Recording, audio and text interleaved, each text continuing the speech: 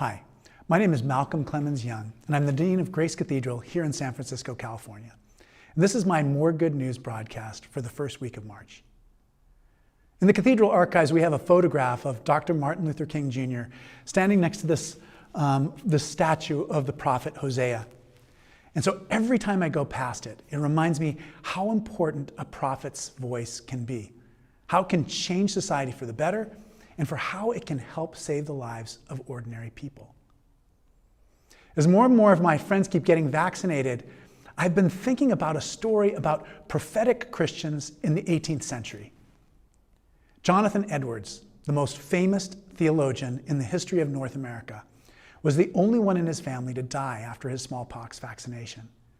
But it was part of a much larger story about this practice.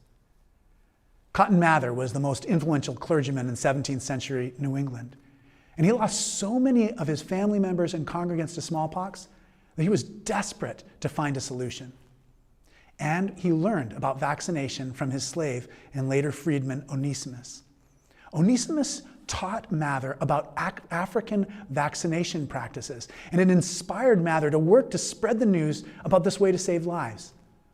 In the end, the well-educated clergy were solidly behind vaccinations, and many people were vaccinated and their lives were saved.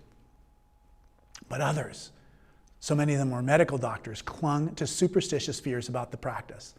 And it got so bad that on November 14th, 1721, an angry anti-vaccinator threw a bomb through Cotton Mather's window.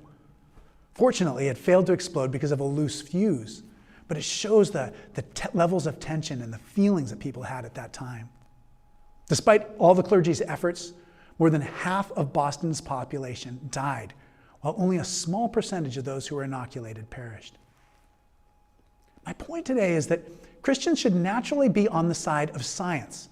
We talk about how important truth is, that we even describe Jesus as truth. When it comes to decisions about public health, we need to allow ourselves to be guided by epidemiologists and experts as we make decisions about mask wearing in public gatherings. This is simply not an issue of religious freedom. The pandemic reminds us that we are connected to every person on the earth. God is showing us that we are each other's protectors.